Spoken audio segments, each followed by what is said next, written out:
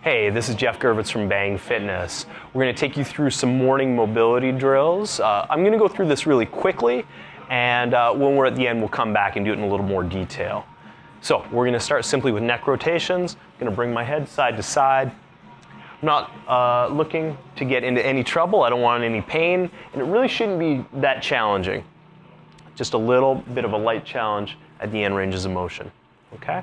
From there, we're going to get into a half kneeling position. So that means my rear thigh, my front shin are vertical. We call this a half grind. And what I'm going to do is just trace out the perimeter of my foot. So I'm going to roll in a circle. I'm going to do about half the reps for all of these things, just so we can roll with it. So if my foot was in the sand, what I'd want to see is a really well-defined border. I'll go both ways. If I'm really having trouble with balance, I'll just put a hand down, and that way I can maintain my balance as I go through. I want to see how far I can push in each direction without having a part of the foot come off of the ground like that. Okay?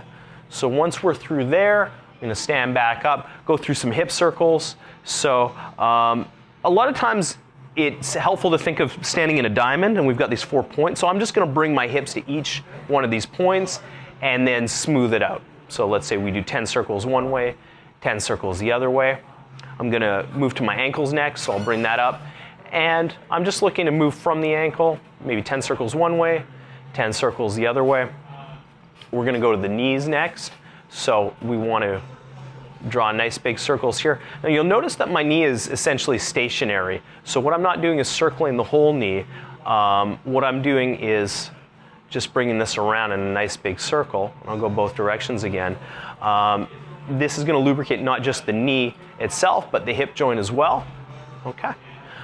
From there, I'm going to do some shoulder rotations here, or arm rotations. So we're going to bring this all the way around.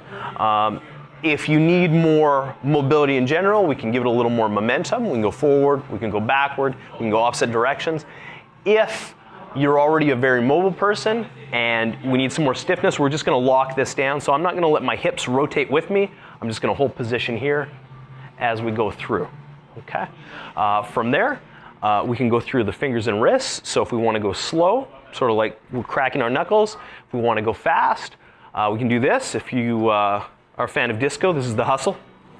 From there, we're going to go to the elbows. So I can imagine I'm holding a couple of guitar picks or chips, and I'm just going to trace out circles, just like that. I can go both directions. I can alternate, all that jazz.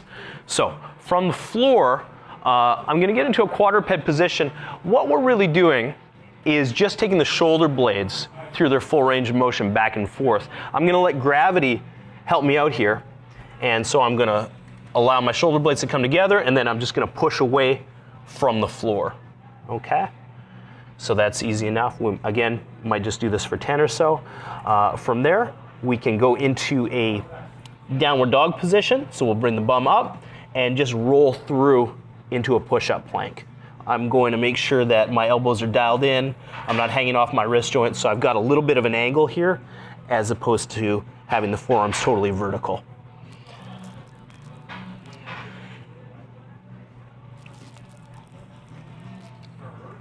Okay, so these are some simple joint mobility drills. Now I'm going to explain this in a little more detail. The joints are lubricated by synovial fluid. That's sort of the WD-40, the human body.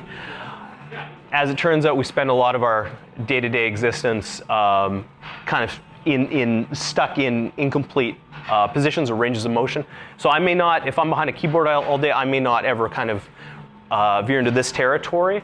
So when I wake up, I'm going to just take the opportunity to move through an entire range of motion. It's going to lubricate the joint. At Bang Fitness, a huge component of what we do is looking at longevity. And it's not just duration of life, but how well are you living. We want people to be really fit and feeling great well into old age. And so almost right at the top of the list, just below brain health, we have joint health. You can snap a limb, you can break a bone or fracture a bone, and as traumatic as that might be, that tends to heal pretty well.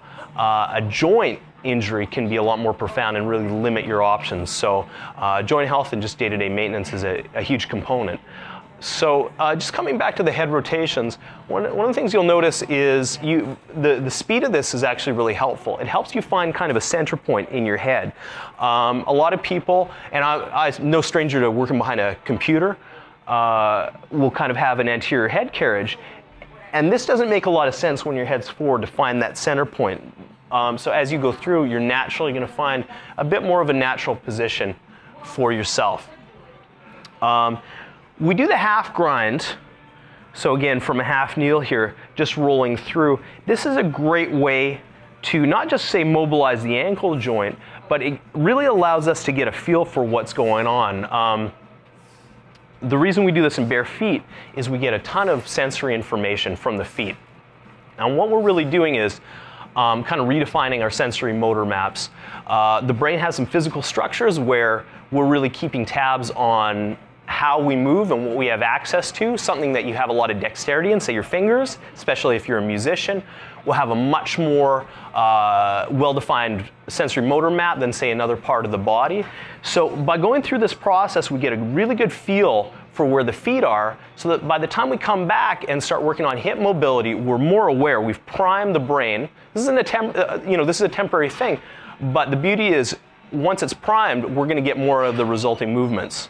Okay, so as we go through hip range of motion now, we can take a little more time to feel our way through how's the weight transferring through the feet, what are we noticing, how are the individual joints mobilizing, all that jazz. And then, again, once we go onto one foot, again, we're going to have improved balance just from having better awareness of what's going on the floor. So we've already talked about the ankles and the knees. Shoulders, I'll elaborate a little bit more. Some people are really going to be challenged just by going through a full range of motion. So I would say whatever makes your life easy. Again, it should be pain-free. It should be a little bit challenging. If you need more stiffness, one of the things you can do is find a doorway, something to limit you, and give yourself a bit more of a restriction here as you go through. So this is going to force you to ensure that you're keeping stiffness through the core. It's actually more challenging than you might expect to respect that.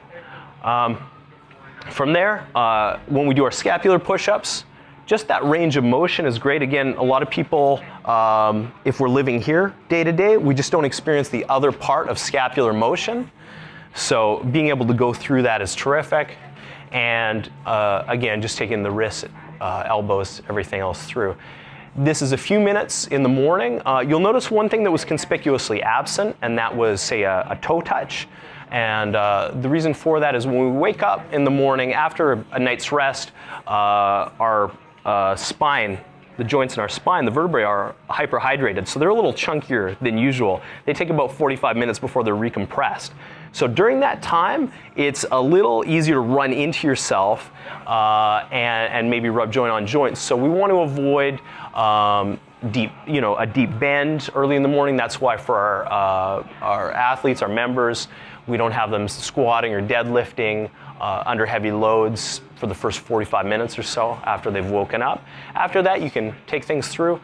This is just a start. This is the beginning of a process. So if you're not really sure how to move or what to do, this is sort of a great step-by-step. But the whole purpose of this is to give you a framework that once you're familiar with your body, you can kind of do your own check-in.